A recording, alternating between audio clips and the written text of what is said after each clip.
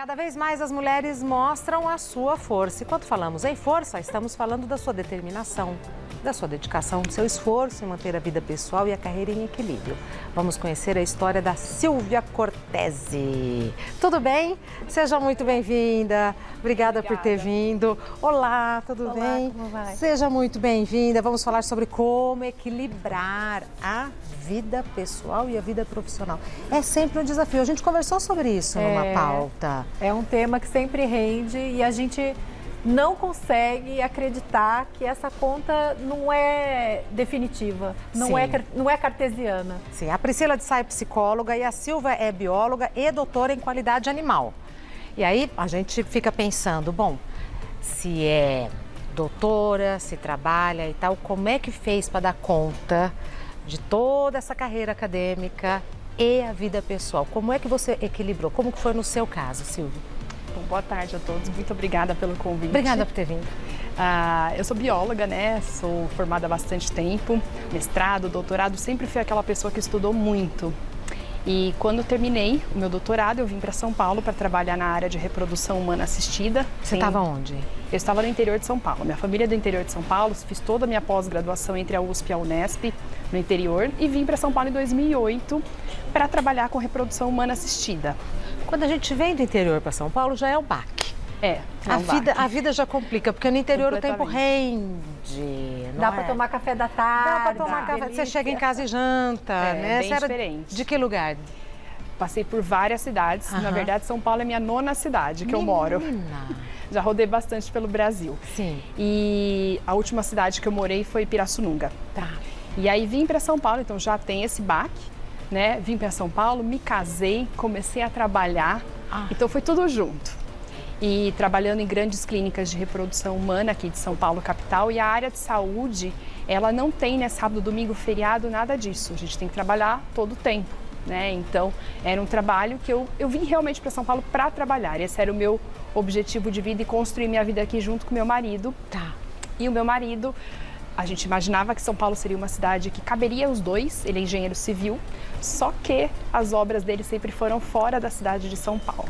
Eu fiquei os 6 primeiros anos de casamento sozinha aqui em São Paulo. Silvia. Só que eu não tinha filhos, então tudo bem, né, no começo. Né? Quando eu engravidei da primeira filha, isso foi em 2012, eu passei a gestação sozinha e depois quando ela nasceu também. Que ele estava em obra fora de São Paulo. E a família no interior vieram para me ajudar, né? Minha mãe e minha sogra. Mas é diferente. Mas é diferente de ter um apoio, né? Em São Paulo, eu não tinha uma rede de apoio. Exato. E a maternidade, né? Ela é muito desafiadora no início, né? E quando minha filha tinha 4 meses, eu era funcionária, eu tive que voltar a trabalhar. Então você deixa uma criança de 4 meses de manhã cedo numa creche e vai buscar à noite. Muitas vezes eu dava aula à noite, então eu ia buscar 10 horas da noite na casa de alguém. Exausta, cansada, com a programação para o dia seguinte, a culpa de ser mãe. Sim, nossa, tudo Silvia, aquilo. Um balaio. Um balaio. E nisso eu desenvolvi uma depressão pós-parto, que eu não identifiquei, isso é muito interessante, né? Porque a gente acha que nunca vai acontecer com a gente. Exato. Por mais que eu soubesse que isso existe, é comum, eu achava que não ia acontecer comigo, porque eu sou da área de saúde, porque eu sei tanto, como assim isso vai acontecer comigo? E aconteceu. E aí, depois de 1 ano e meio que eu estava com a minha filha sozinha aqui em São Paulo, trabalhando enlouquecidamente, finais de semana, feriados e tudo, eu fiquei doente. Um dia a conta chega, né? Eu acho que se você não se cuida, dia a conta chega. E chegou pra mim, eu passei mal na rua, fui para um hospital e aí fui direto pra UTI. A conta chegou com juros? Com juros. Antes disso eu já tinha tido um problema de pele do corpo todo. Mas a gente acha que não é nada. Não é nada. Não, a gente acha que a gente é a Mulher Maravilha, né? Que a gente bota a capa da super-heroína e vai. E não é bem assim, né? Eu acho que a gente tenta equilibrar os pratinhos, mas não tem como equilibrar tudo.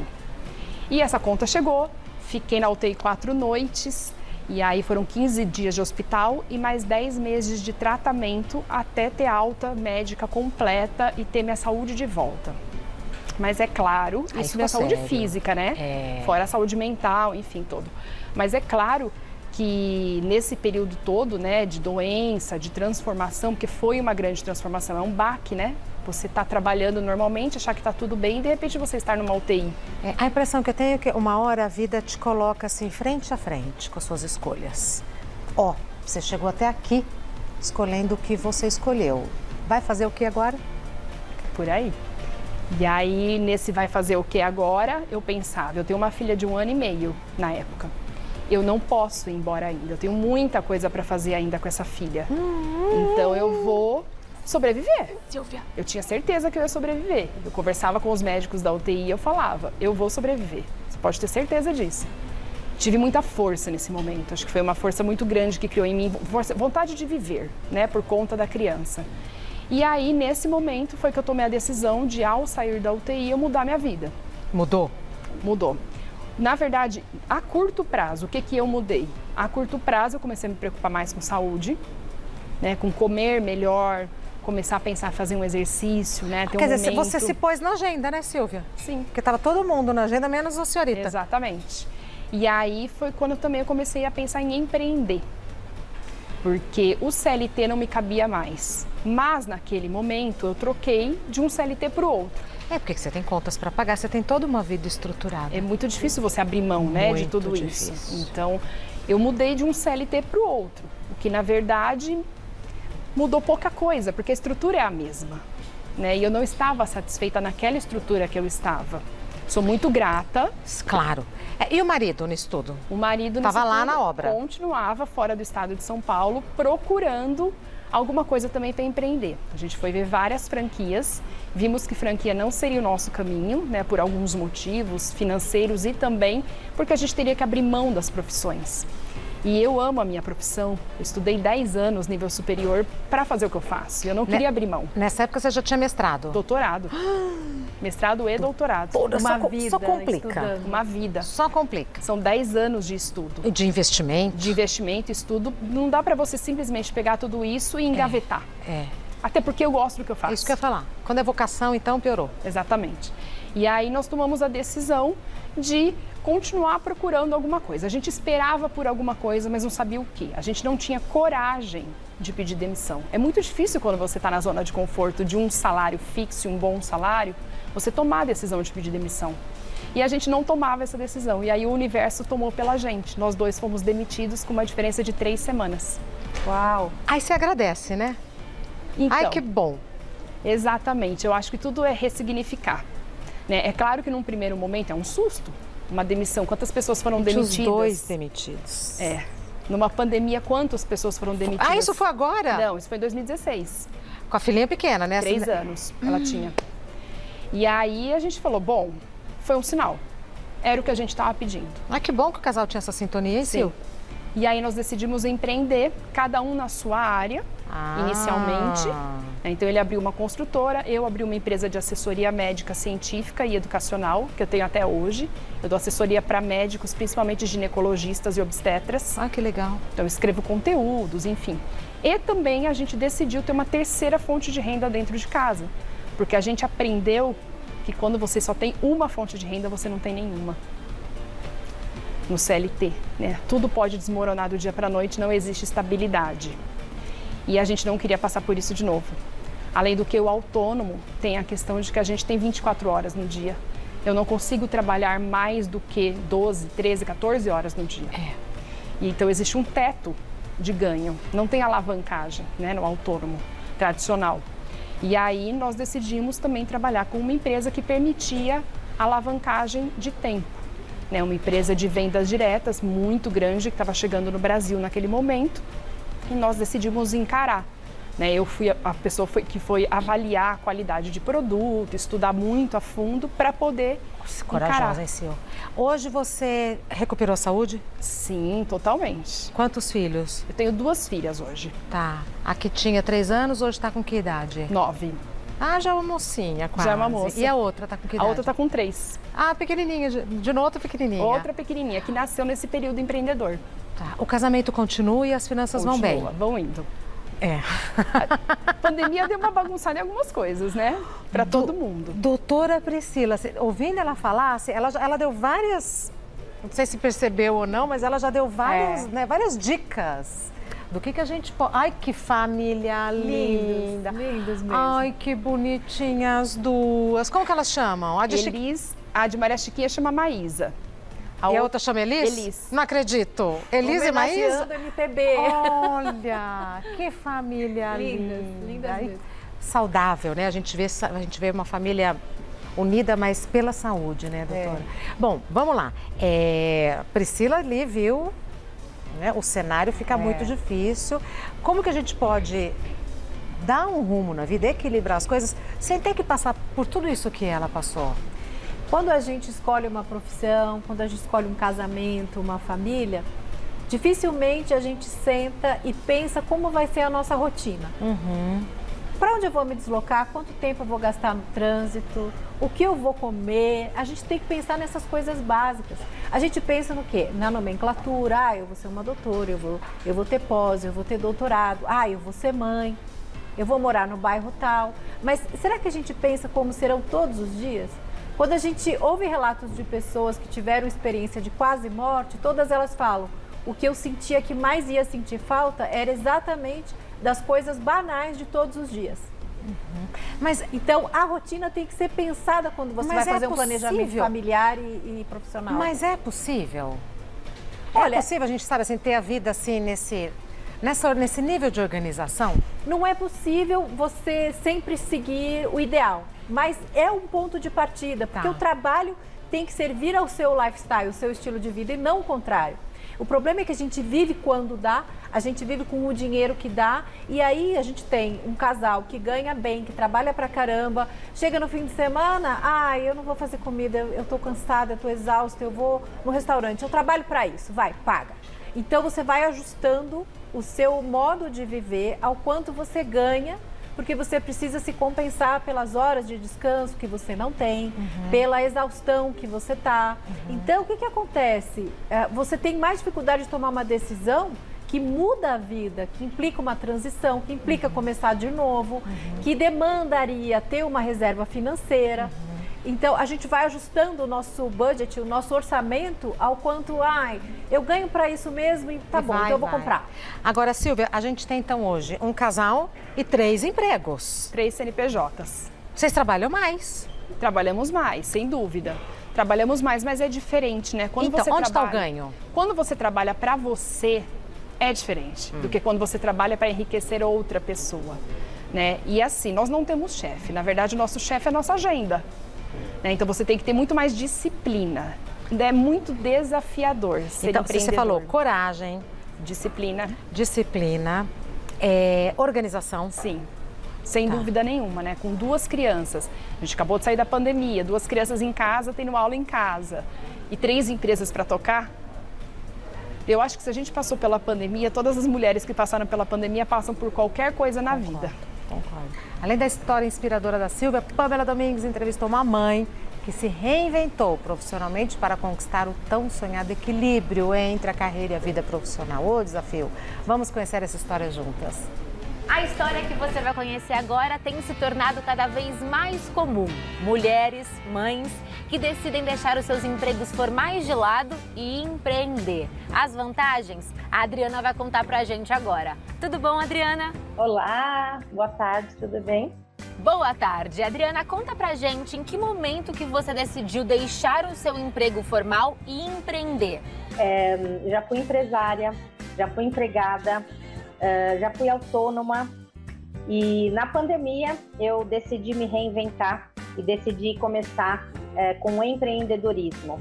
Então hoje eu levo às pessoas, né, mais saúde, mais bem-estar e anti-envelhecimento. Hoje eu faço o meu empreendedorismo de casa, né? Então eu posso estar mais tempo com a minha filha. O que mudou na sua rotina de quando você trabalhava para alguém e agora que você trabalha para você, que você é sua própria chefe? Sim, mudou tudo, né? Porque hoje eu faço os meus horários, eu fico com a minha filha. E em relação à qualidade de vida, como é que você se sente hoje? Qualidade de vida mudou muito, por quê? Porque como eu consigo fazer os meus horários, eu me divido muito, né? Para estar conseguindo ter essa questão pessoal, profissional, financeira. Então, eu faço meus exercícios, eu tenho uma alimentação equilibrada, então tudo mudou porque eu consigo ter, dentro dos meus horários, né, que eu faço, fazer também o autocuidado, né, que é muito importante. Então mudou muito, porque antes eu não conseguia, né, o dia inteiro correndo atrás de resultados e a gente se esquece.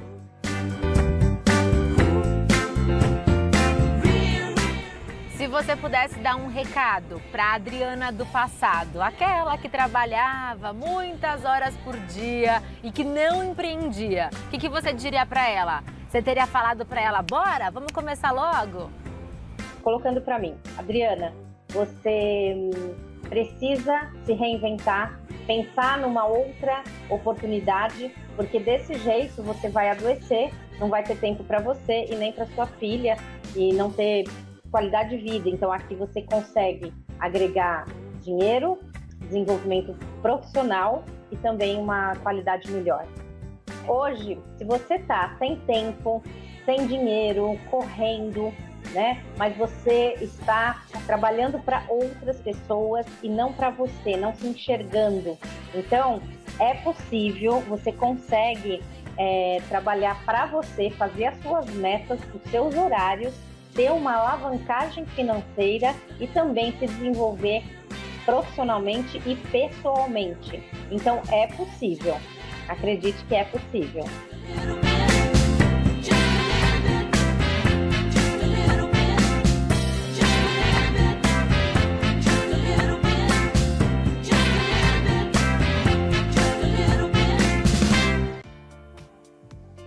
O Instagram da Adriana é @AdrianaCouturato_. Adriana Couturato_. Aí, doutora Priscila, a gente vê falar em empreendedorismo, é possível e tal. E o lazer, e a graça, e a diversão, e o lúdico, e o gostoso, e o namoro, como é que ficam? Independente do regime de trabalho, você tem que saber estabelecer prioridades e começar o seu dia com você, né? Antes que as outras demandas te engulam. Aí sim, você tendo 3 ou 4 prioridades por dia, bom, essas são as coisas importantes para eu resolver hoje. Essas são as coisas que eu não posso deixar de resolver essa semana. O resto você vai encaixando. Tá. E eu percebo muito também que falta uma conversa na família, sinceramente, de se perguntar para essa mulher que está dando sinais de que vai bugar em algum momento, já teve uma doença de pele, não está dormindo bem, ou parar na UTI. um ciclo menstrual bagunçado, né? Assim, qual é a tarefa que drena a sua energia e eu posso assumir? E qual é a atividade que te reenergiza e você precisa incluir no seu dia a dia? Tá. Ô Silvia, tem lugar na sua rotina para lazer? E qual a importância disso? Hoje eu me priorizo no período da manhã, né? Assim que eu acordo eu já vou para academia, a minha obrigação do dia é ir para academia, né? Não sou uma apaixonada por academia, mas é importante. Eu acho que as mulheres precisam se cuidar. Então é academia e depois, né, essas prioridades do dia. Todo mundo. Sim. E aí o período da manhã eu fico com as crianças e à tarde é o momento que eu estou mais disponível para focar em algumas coisas que precisam de mais foco. Aí elas vão para a escola? Vão para a escola. E o marido divide a rotina com você? Mais ou menos, depende. Ainda tem dias que sobra mais para mulher. Mais para menos do que para mais. Eita, esse desafio. Mas faz parte, né? Eu acho que... Mais ou menos. Faz parte de ser mulher, né? A gente acaba abraçando um pouquinho mais, mas eu não posso reclamar porque meu marido é excelente, né? Então a gente divide bastante coisa, mas eventualmente ele precisa sair mais por conta da própria profissão dele, né? Sim. Então faz parte e fica mais coisas para mim. Sim. Mas tá tudo certo, eu acho que e é a nossa rotina. É a nossa rotina. Quando a gente vê, a gente está com a filharada, com tudo. Eu vou agradecer a Silvia, o Instagram dela é @Silvia Cortese, Silvia com Y, Cortese com 2 Es e I. E a Priscila, que já é conhecida nossa, a doutora Priscila, Priscila_D_Sá. Priscila com 2 L's, Priscila_D_Sá. E força, mulherada, porque olha, e a gente ainda arruma tempo para ir no programa de televisão.